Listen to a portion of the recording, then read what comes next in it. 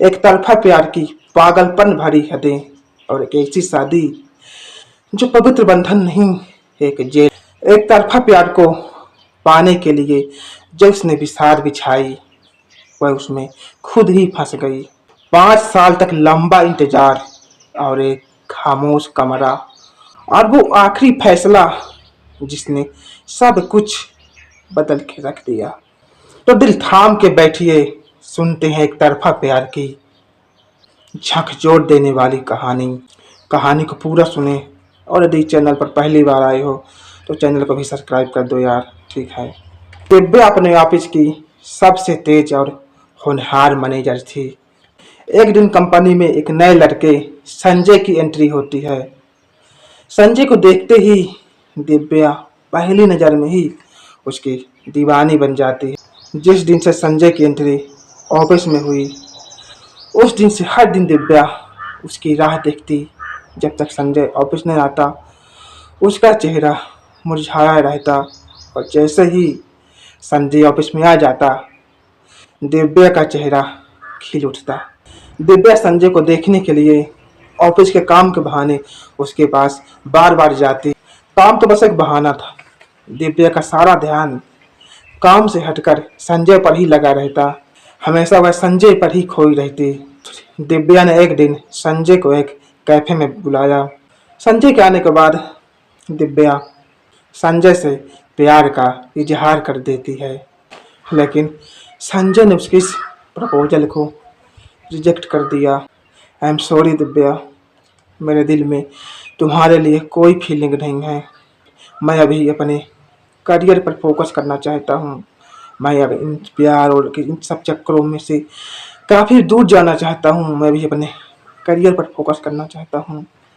I am sorry Divya, मुझे माफ़ कर देना। दिव्या को बहुत बुरा लगता है। वह अपने आप से प्रॉमिस करती है, चाहे कुछ भी हो जाए संजय, मैं तुम्हें पा कर रहूँगी। चाहे इसके लिए मुझे कुछ भी क्यों ना करना पड़े, मैं किसी भी हद तक जाऊँगी, लेकिन मैं तुम्हें पा कर रहूँगी। दिव्या ने बहुत ही होशियारी और चालाकी से शाम को संजय की ड्रिंक में कुछ मिला दिया, जिससे संजय अपना होश खो बैठा।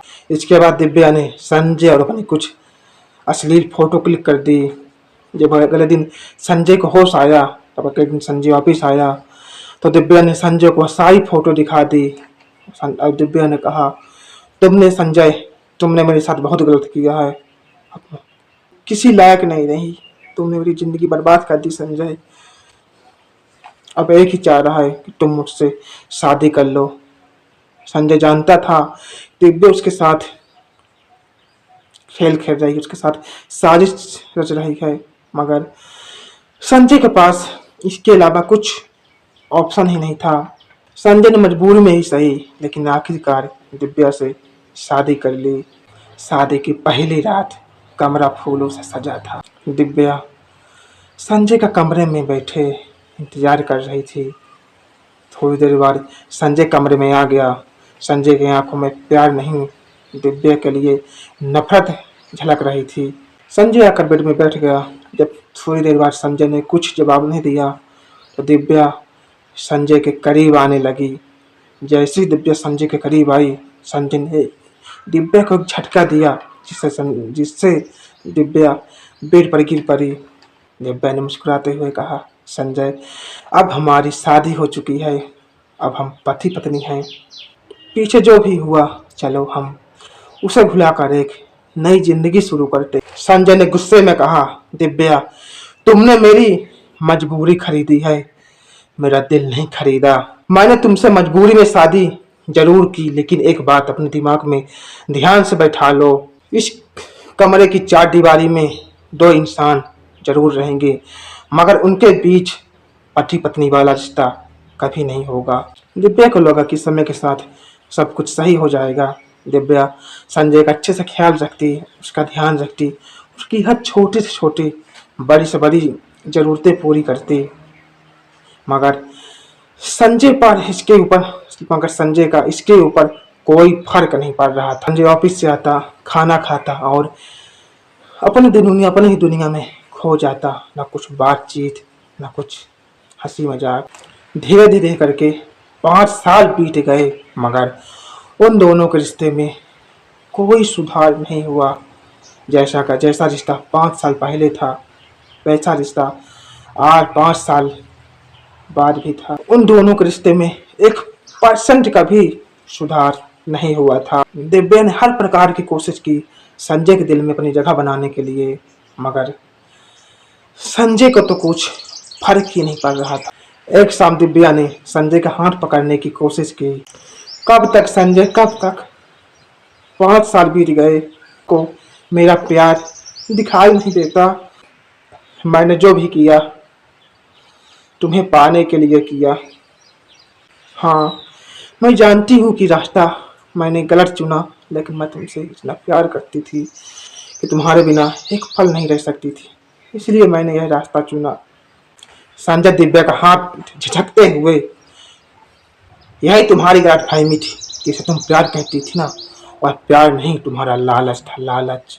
तुमने मेरी मर्जी छीनी। जिस रिश्ते की बुनियाद छीनने में हो, वहां पर प्यार कभी भी पनप नहीं सकता। तुमने तो मुझे पा लिया, मगर पाकर भी खो दिया। दिव्या ने संजय को तो जीत लिया, मगर उसके दिल तक पहुंचने का रास्ता अपने ही हाथों बहुत दूर कर दिया। संजय की कड़वी बातों ने दिव्या के अहंकार को चूर चूर कर दिया। उसे समझ में आ गया था कि 5 साल की सेवा समर्पण भी नफरत को जरा सा भी नहीं मिटा सकी। उसने सारी रात जाग कर ही गुजारी, और सुबह होते ही संजय ऑफिस के लिए तैयार हो रहा था। दिव्या उसके पास आई और उसके हाथ में एक कागज थमा दिया। दिव्या ने कहा, संजय, ये लीजिए तलाक के कागज, मैंने इनमें साइन कर दिया है। संजय ने कहा, अब ये क्या ड्रामा है? अब तुम आखिर क्या साबित करना चाहती हो? अब तुम्हारी कौन सी चाल है? दिव्या भीगी आंखों से, नाटक नहीं संजय, मैं नाटक नहीं कर रही। मैंने आपको पाने के लिए आपको ही कैद कर दिया।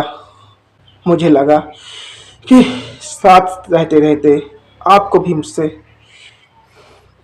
प्यार हो जाएगा, लेकिन मैं भूल गई थी, जिस रिश्ते की शुरुआत ही नफरत से हो, वहाँ प्यार नहीं हो सकता।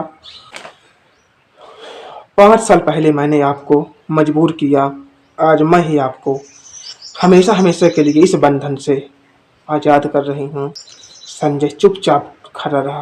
वह कुछ बोलना चाहता था, मगर बोल न सका। बस वह दिव्या को देखते रह गया। आप जहाँ चाहिए, आप जहाँ चाहो, जिसके साथ चाहो, अपनी ज़िंदगी फिर से शुरू कर सकते हैं। मैं भगवान से दुआ करती हूँ कि अगले जन्म में आप भी मुझसे प्यार करें। कुछ दिन बाद संजय ने भी तलाक के पेपर पर साइन कर दिया। कोर्ट ने उन दोनों को 6 महीने का मौका दिया, मगर दिव्या संजय के साथ नहीं रही। दिव्या ने शहर छोड़कर वह दूसरे शहर चली गई। दिव्या संजय को भुलाने के लिए अपने आप को काम में इतना व्यस्त रखती कि जिससे वह संजय को न सोचे, अपने दिल से संजय को हटा सके, मगर वह चाह कर भी संजय को अपने दिल से नहीं हटा पा रही थी। दिव्या शहर छोड़कर दूसरे शहर चली गई और संजय को भुलाने के लिए सारा दिन अपने आप को काम में व्यस्त रखती, बिजी रखती, जिससे संजय की उसको याद न आए और संजय को अपने दिल से निकाल दे। मगर वह अपने आप को कितना भी काम में व्यस्त रखती, मगर वह संजय की याद के बिना नहीं रह पाती थी। उसके वह चाह कर भी अपने दिल से संजय को नहीं हटा पा रही थी। 6 महीने बीत गए। दिव्या एक कैफे में बैठी थी, तभी उसके पीछे किसी ने आवाज़ लगाई, दिव्या, दिव्या। दिव्या को यह आवाज़ जानी पहचानी लगी। उसने तुरंत मुड़कर पीछे देखा। उसे देखकर दिव्या इतना खुश हुई जैसे उसे कोई बहुत बड़ा खजाना मिल गया हो। जब से दिव्या संजय को छोड़कर इस शहर से गई थी, उस दिन से दिव्या के चेहरे से मुस्कान गायब हो गई थी। आज इन 6 महीने बाद फिर से दिव्या के चेहरे पर मुस्कान आ गई थी। संजय आकर दिव्या के पास बैठ गया। इस बार संजय की आंखों में दिव्या के लिए कोई भी नफरत नहीं दिखाई दे रहा। संजय कहता है, सुना है कि तुम बहुत ज़्यादा बदल गई हो। दिव्या मुस्कुराते हुए, हाँ हाँ संजय, पहली बार मैं अपने आप से प्यार करना सीख रही हूँ। तुम सुनाओ, आज तुम्हें मेरी याद कैसे आएगा? दिव्या, मैं ये बताना चाहता हूँ कि इन 5 सालों में मुझे तुम्हारी आदत सी हो गई है। मैंने नफरत तो तुमसे उस मजबूरी से की थी जो तुमने फैलाई थी।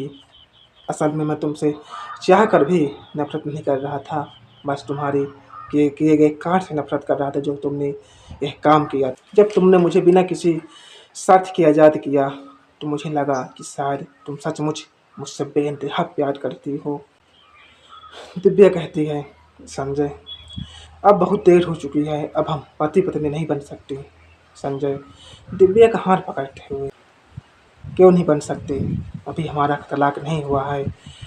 कोर्ट ने हमें 6 महीने का टाइम दिया था जो पूरा हो रहा है।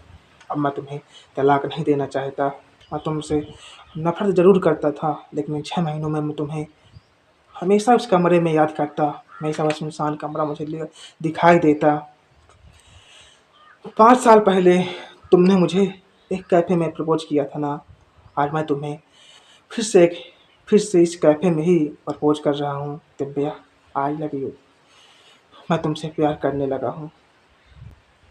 क्या तुम आज भी मुझसे उतना ही प्यार करती हो? दिव्या की आंखों में आंसू आ जाते हैं। वह संजय के गले लग जाती है और रोने लगती है। संजय उसको पत्नी के रूप में स्वीकार कर लेता और दोनों एक बार फिर से पति पत्नी बन जाते हैं। जो प्यार 5 साल साथ रहकर नहीं हो सका, वह प्यार 6 महीने दूर रह के हो गया।